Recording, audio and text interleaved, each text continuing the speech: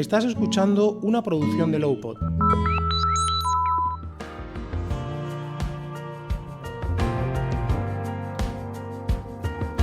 Hola a todos, bienvenidos a Glaucoma en la Onda, un podcast de la Asociación de Glaucoma para Afectados y Familiares, AGAF. Hoy no vamos a dar voz a ningún testimonio de un afectado con glaucoma. El episodio de hoy va a ahondar en el glaucoma desde el punto de vista de una de las mayores investigadoras de nuestro país en esta materia, Elena Vecino. Bienvenida, Elena. Hola, ¿qué tal? Elena es una investigadora española, catedrática de Biología Molecular e Histología y una experta en neurooftalmología, una materia en la que destacan sus trabajos sobre el glaucoma. Además, ha colaborado en numerosas ocasiones con nuestra asociación, labor por la cual le reiteramos nuestro agradecimiento. Y bueno, creo que mejor voy a pasar a que nos empiece a contar ella. Lo primero, Elena, ¿quién eres realmente si tienes que presentarte? Porque yo he ofrecido una presentación muy educativa, digamos, pero quiero que lo cuentes tú. ¿Quién es Elena Vecino? Bueno, pues Elena Vecino es una persona muy curiosa. Fundamentalmente esa sería mi descripción, porque me interesan muchísimas cosas. No todo, pero muchísimas cosas. En el campo de la investigación me interesa saber cómo se producen las enfermedades y sobre todo cómo las podemos curar. Y especialmente me interesa a nivel celular y subcelular, es decir, mirar cómo se comportan las células y los tejidos. Eso en la parte de investigación, en particular en la retina es mi campo. O sea, yo me describiría como neurocientífica porque me gusta todo lo relacionado con el sistema nervioso y en particular con la retina. Pero también, o sea, aparte de la investigación, me encanta la docencia. Esa es mi segunda función en la universidad, que es transmitir el conocimiento a las personas, bien a los estudiantes, o luego ya los descubrimientos que hacemos en el laboratorio, pues comunicarlo como estamos haciendo ahora, ¿no? A personas que puedan estar interesados fuera del ámbito universitario, es decir, divulgar lo que hacemos. Y eso también me encanta. Pero como digo, soy muy curiosa y tengo muchos otros intereses, ¿no? Estudié Bellas Artes, aparte de biología, y me interesa la parte artística. Es decir, cuando estoy mirando al microscopio y veo las células tan bonitas, pues también quiero transmitirlas y comunicarlas pues, a través de exposiciones fotográficas, como tenemos ahora una precisamente en el Museo de Ciencias Naturales de Madrid, que se llama El Ojo de la Ballena. Bueno, luego hablaremos, si acaso, de ello. Entonces, pues eso, me gusta mucho el arte, pero me gusta mucho la naturaleza, por eso estudié biología. Entonces, tengo mi huerto, mi invernadero, me gusta la agricultura ecológica, fundamentalmente. Hago vino, de mis olivitos, pues hago un poquito de aceite de oliva, no mucha, pero porque no tengo muchos, pero es decir, que me encanta el campo, me encantan los animales, me encanta, o sea que, como digo, tengo muchos flecos, muchos intereses. Sí, desde luego veo que eres una persona, bueno, haciendo ya un poquito de investigación para esta entrevista. Bueno, he visto que eres una persona súper polifacética, que tienes, vamos, lo de Bellas Artes me sorprendió muchísimo, la verdad, no es muy común. Y ya lo del huerto, pues me has dejado. Hago vino, pero no a nivel comercial, pero me encanta, por ejemplo, la enología. No sé, en mis ratos he hecho cursos de agricultura ecológica, porque eso yo creo que si algún día me jubilo de la parte científica, creo que me dedicaré a la agricultura ecológica. Creo que el campo es algo fundamental. Ya te digo que podría estar solamente hablando de mis intereses, pero bueno, igual tú quieres que profundice. Por ejemplo, lo del arte y la ciencia fueron en paralelo, porque a mí las bellas artes, yo estudiaba en la Escuela de Artes y Oficios a la vez que estudiaba biología. Y en el cole recuerdo que me encantaba lo que se llamaban manualidades y ciencias naturales. O sea, estas dos facetas me han gustado siempre en paralelo. Lo único que, bueno, profesionalmente podría decir que mi sueldo viene de la ciencia, pero mi pasión, hay veces que me tengo que controlar para no irme a la otra acera, a la del arte, que también me apasiona. Así que se podría decir que para ti van de la mano las dos facetas. Absolutamente. Yo lo he comentado en alguna ocasión. Yo no sé por qué en los colegios, en los institutos, se obliga a los estudiantes a, a tomar la decisión de hacer o ciencias o letras. O sea, o que ahora se llaman, pues eso, humanidades. Pero yo creo que yo, por ejemplo, en COU, que yo estudiaba COU, no podía elegir ciencias naturales con historia del arte a la vez. O sea, era como que había elegido Completamente excluyentes, un, completamente. un itinerario y ya no podía el otro. Entonces dije, bueno, pues haré un itinerario y cuando tenga tiempo, pues haré el otro itinerario. Pero yo creo que ahí se debería de permitir que las personas... Y de hecho, fíjate, he ingresado en una asociación, se llama ASEMELLA, que es la Asociación de Médicos, Escritores y Artistas. Y me apasiona ver cómo hay muchísimos médicos, en este caso son médicos, pero bueno, también podrían ser biólogos que les encanta, son apasionados por el arte, por la música y por la escritura. O sea, es una demostración de que hay muchísimo talento artístico dentro del mundo de los médicos, de los biólogos, de la gente de ciencias, llamada de ciencias, pero yo creo que así es que claramente habría que romper esa barrera. En la época antigua, Sí, ambas áreas del conocimiento estaban unidas. Tú no le podías decir a Leonardo, ah, no, no, como diseñas armas y castillos, y como eres un ingeniero, no puedes pintar a la Gioconda. Pues no, él era artista y era ingeniero y entraba dentro de los cánones. O sea que, claro. Y dentro de estas múltiples facetas que tienes, ¿en qué faceta entra el glaucoma? ¿Cuándo entra esa otra faceta tuya en tu vida? pues mira, desde que empecé la tesina, que es el primer contacto con la investigación, yo ya trabajaba en sistema visual. Si bien trabajaba en el techo óptico, yo trabajaba en regeneración del nervio óptico en los peces. Esto fue en mi tesis doctoral.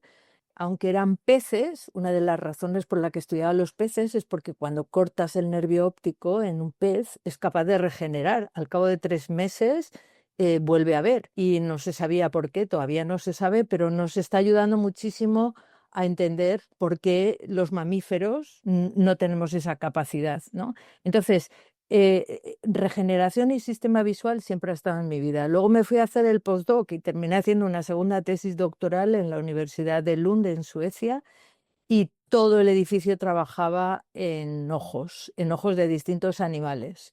Es el departamento de zoología. Entonces ahí me fui un poco más acercando a lo que era la retina, ¿no? Del nervio óptico a la retina y diré que el contacto directo ya con el glaucoma fue cuando obtuve la plaza de profesora titular en la Universidad del País Vasco en el año 95. Iba a empezar una nueva línea de investigación porque, bueno, ya me independizaba del grupo en el que me había formado en Salamanca y hablé con el profesor Sansar Sharma del New York Medical College de la Universidad de Nueva York y él había establecido el primer modelo de glaucoma, el cauterización de venas epiesclerales. Luego, si quieres, comentamos un poco. El caso es que él fue el primero que me comentó, Elena, si vas a empezar una línea nueva, ¿por qué no empiezas el glaucoma, que es la primera causa de ceguera? Y a mí, como digo, el sistema visual me interesaba. Entonces, bueno, quizás fue empezar una nueva etapa de investigación en el año 95 y interesarme por el impacto que tiene el glaucoma, ¿no? E intentar hacer algo más aplicado o poder ir de una parte de mi investigación previa que era eh, más la comprensión básica de cuáles son los mecanismos por los cuales regenera el nervio óptico a algo más concreto como era el glaucoma. O sea, tu interés por el glaucoma viene por tu interés en, bueno, en primer lugar, en estudiar los ojos en sí de otros animales que no son mamíferos. para que nos entendamos y por abrir una línea nueva. Sobre todo porque tuve la sensación de que tenía que centrar mi investigación y mis esfuerzos en algo que pudiera ayudar a, a comprender una patología, ¿no? Como digo, en la investigación es fundamental hacer investigación básica. Llamamos básica cuando el problema no es concretamente curar una enfermedad, sino entender los mecanismos por los que funcionan las cosas, ¿no? Y eso es fundamental porque muchas veces, sin ir directos a curar algo, vas descubriendo por el camino mecanismos que luego son necesarios. Entonces, como digo, pues había estado la mayor parte hasta ese momento, pues son 10 años que había estado trabajando a nivel de investigación básica y tuve la sensación de que necesitaba hacer algo que pudiera ser aplicado y dentro de esa aplicación, puesto que a mí me interesaban mucho las células ganglionares de la retina, que son las que comunican el ojo con el cerebro, que eran las que regeneran en peces. Entonces, el glaucoma es una patología concreta de ese tipo de células en las que yo ya venía trabajando 10 años. Entonces, era como hacer algo más aplicado con los conocimientos que yo tenía de ese tipo celular. Y este tipo de células que comentas, ¿por qué son tan importantes? Pues mira, dentro de la retina es una parte del sistema nervioso central y está formado por neuronas y células gliales. Es como una pequeña parte del cerebro. De hecho, durante el desarrollo, la retina se desarrolla como una escisión del cerebro, ¿no? Un alargamiento del cerebro hacia la parte anterior. Entonces, de todas las células que hay en la retina, las que encargadas de conectar la retina con el cerebro son estas, las células ganglionares. Es decir, en el ojo se percibe la luz a través de los fotorreceptores, luego se procesa por una serie de sinapsis, de conexiones entre distintas células de la retina y finalmente todo ese procesado en el que llega la información de si hay luz, mucha o poca, si el objeto se mueve o no, si tiene un color u otro, todo ese procesado se envía a través, el cable, como si dijéramos, son estas células, las neuronas ganglionares de la retina, que las llamamos células ganglionares de la retina, pero en realidad, desde mi punto de vista, deberían de llamarse neuronas ganglionares de la retina, para no llegar a equivocación de que eso no es un sistema nervioso, porque sabemos que el glaucoma es una enfermedad neurodegenerativa, porque son precisamente estas neuronas las que se ven más afectadas en glaucoma. Entonces, bueno, son como, si dijéramos, las neuronas que comunican el ojo y el cerebro y por lo tanto son cruciales en el glaucoma porque son las primeras que se afectan. Claro, eso justo te iba a decir que una de las cruzadas que tenemos así más, las que estamos más empeñados en AGAF, es hacer entender que el glaucoma es una enfermedad neurodegenerativa, porque es muy fácil darse cuenta de que otras enfermedades que son muy conocidas son enfermedades neurodegenerativas, pero el glaucoma como que cuesta encajarlo en que sea una enfermedad neurodegenerativa. Y desde luego, yo hace años, cuando salieron las solicitudes ¿sabes? Para hacer investigación necesitamos buscar fondos, porque la propia universidad no nos provee de fondos para la investigación. Entonces tenemos que solicitarlos o bien al ministerio o bien a fundaciones. Entonces, cuando me planteé, y esto creo que fue hace como 4 años, solicitar una ayuda para investigar en glaucoma, en el listado de las enfermedades neurodegenerativas había una llamada específica para enfermedades neurodegenerativas y no estaba en el listado el glaucoma. Me puse en contacto con la Sociedad Española de Oftalmología y con AGAF. Digo, esto lo tenemos que solucionar. En el listado no aparece el glaucoma. Si bien es cierto que es una enfermedad por la cual no te mueres, eso también es verdad, pero bueno, es necesario investigarla. O sea, en ese listado claramente están pues, el Alzheimer, el Parkinson, enfermedades neurodegenerativas del cerebro, como Huntington y otras, pero como digo, el glaucoma es la primera causa de ceguera, como digo, no es causa de muerte, pero es causa de ceguera. Entonces yo creo que estoy totalmente a favor, pionera en demostrar que el glaucoma es una enfermedad neurodegenerativa, porque afecta a las neuronas. O sea, que esa es la razón fundamental. Pues ahora solo falta que seamos muchas más personas las que estemos convencidas de que el glaucoma es una enfermedad neurodegenerativa.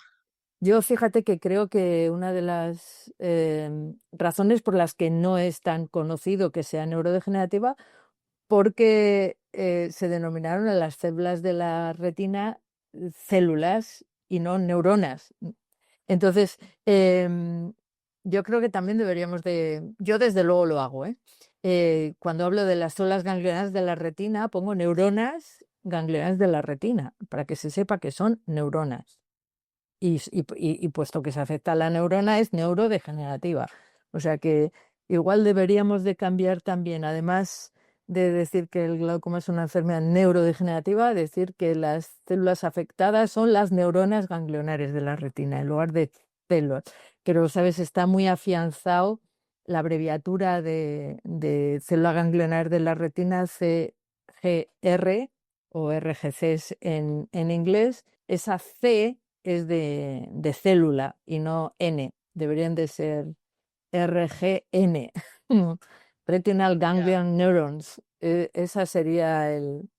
Igual debemos de empezar Sí, a es el cambiarlo próximo también. paso, yo creo. Es el próximo paso. Yo por si acaso ya lo voy metiendo en cuña siempre que hablo, sobre todo en foros donde no estamos en ojos, pero incluso a algún oftalmólogo también le vendría bien poder decirlo, ¿no? Nombrarlas así.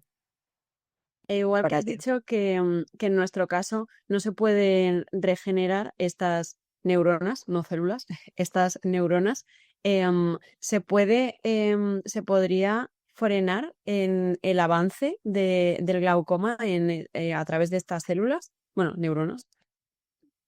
Pues fíjate que se ha publicado ahora, el mes pasado, un artículo que es muy esperanzador. Se ha publicado en Nature Communications y, y fíjate, cuando se desarrollan estas neuronas, durante el desarrollo, se forman a partir de otras progenitoras. Y en los peces, si volvemos otra vez a los peces, el conocimiento básico, si haces un daño en los peces, en la retina, las células de Miller, que son glía acompañante, o sea, son células, no son neuronas, son células que acompañan a las neuronas que están en la retina.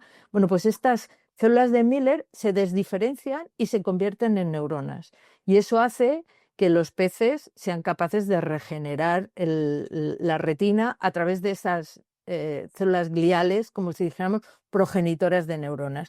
Y esto que pasa en los peces no pasa en mamíferos y por eso, aunque tengamos un daño, no se regenera. Bueno, pues en este artículo de un grupo de investigadores coreanos y japoneses han conseguido saber por qué en el ratón, que es el modelo que utilizan, cómo hacer que el ratón tenga la capacidad que tienen los peces de pasar las células de Miller a neuronas y ganglionares y fotorreceptores. Todavía no han definido bien si se diferencian porque hacen un daño en la retina.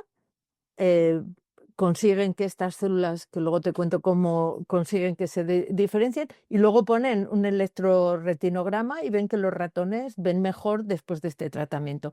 Entonces, o sea, convertirnos en un poco en peces o hacer que nuestros ojos funcionen como los peces es algo muy esperanzador. Claro, este ha sido el primer paso. Yo creo que esto puede ir rápido. El ver, lo que hacen es que hay inhibidores, o sea, en mamíferos estas células, las células de Miller no pasan a neuronas porque hay unos inhibidores que lo impiden. Y entonces ellos lo que hacen es inhibir al inhibidor, es decir, dejar que las células, cuando hay un daño en la retina, se conviertan en ganglionares.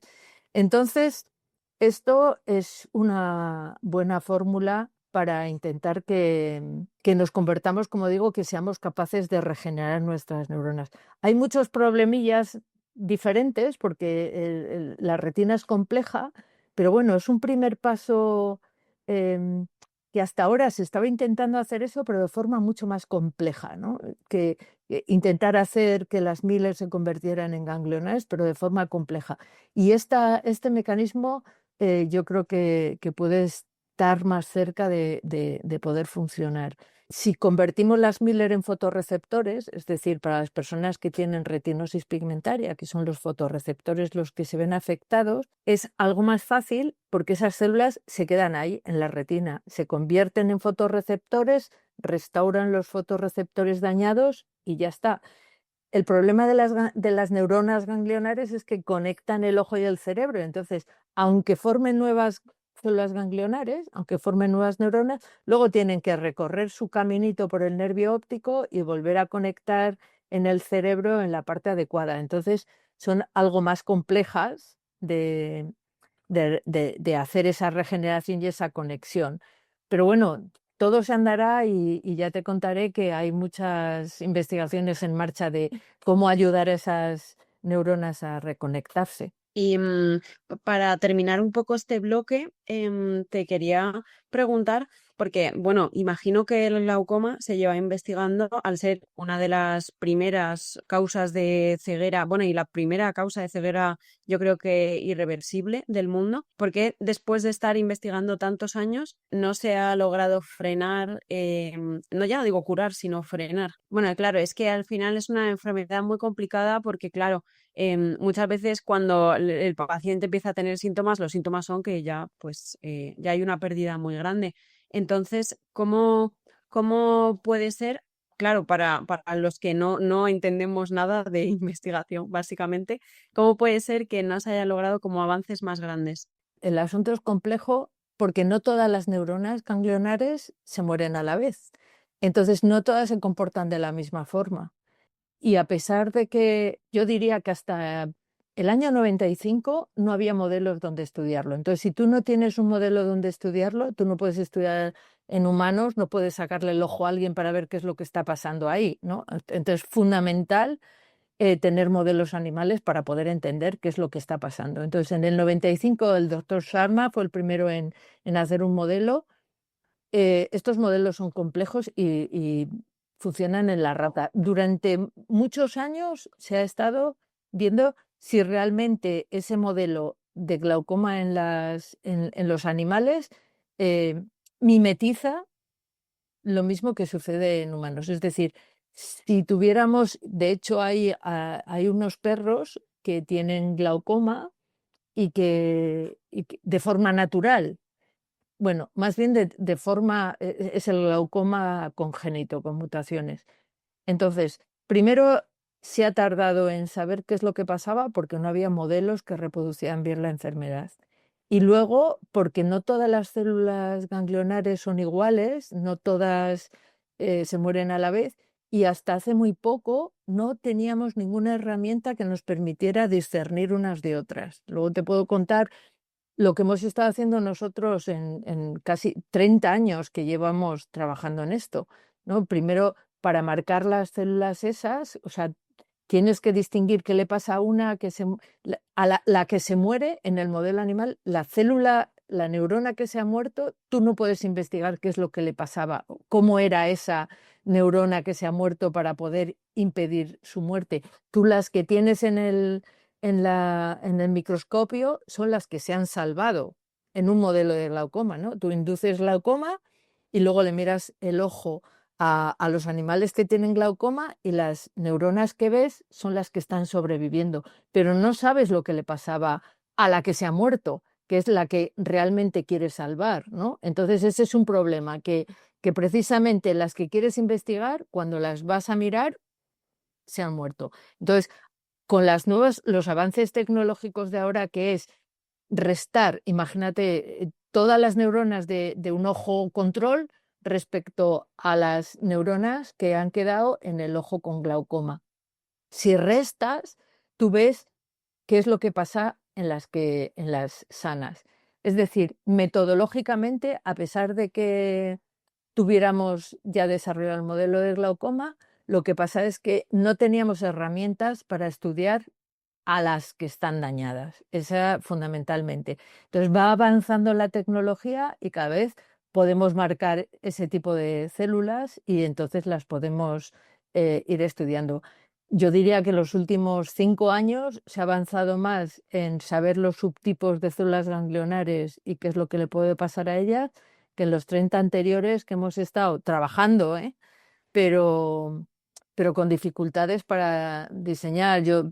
Podíamos saber que estaban localizadas las que se dañaban antes en la periferia, que tenían mayor tamaño, porque cuando mirábamos el control respecto al glaucoma, decíamos, ¿quién me falta? Pues me faltan las grandes de la periferia. Luego esas son las que se han muerto. ¿Y qué le pasa a las neuronas grandes de la periferia, que son las que se hacen perder la visión? Pues no tenías herramientas para preguntarte qué es lo que le está pasando a esas neuronas para protegerlas.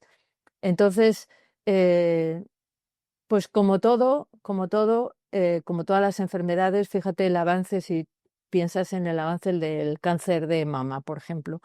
Durante muchos años no había herramientas, no había medicamentos suficientes, estrategias para diagnosticarlo, y a medida que se ha diagnosticado más rápidamente, se han ido desarrollando tecnologías y ahora mismo pues es una enfermedad prácticamente crónica y se cura en muchos casos, ¿no?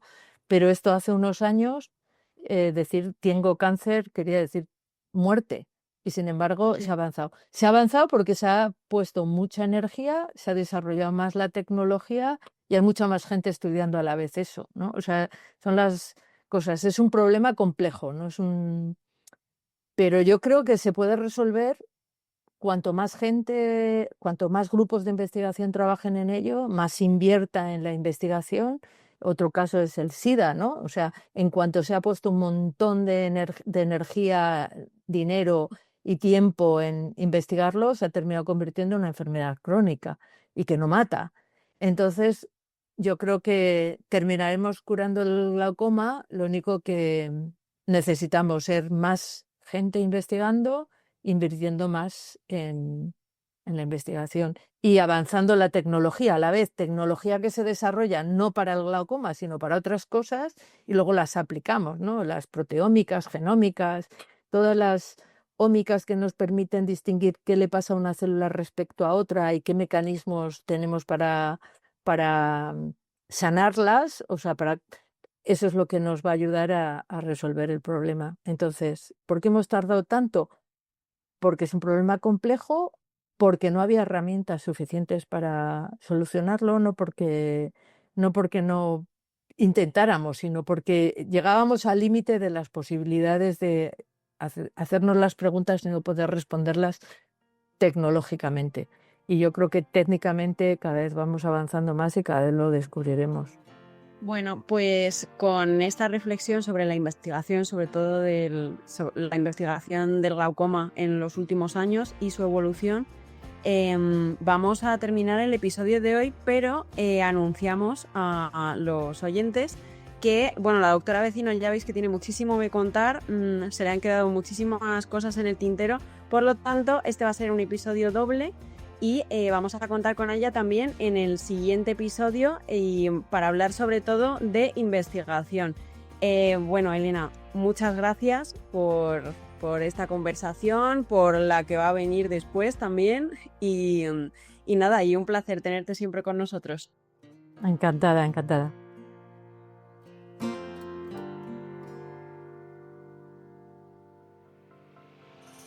Cada vez son más las marcas que apuestan por el podcast como herramienta de comunicación. Pero, ¿qué ventajas tiene? Con un podcast le hablas al oído a tu cliente, estableciendo una conexión más directa, cercana y emocional. Un espacio de diálogo que crea comunidad. Aumenta también el recuerdo de tu marca y tu credibilidad. En Lowpod te queremos ayudar. Somos una productora que impulsa tu comunicación a través de la palabra. Para más información visita nuestra web lowpod.es o escríbenos a contacto@lowpod.es. Apuesta por el podcast, apuesta por Lowpod.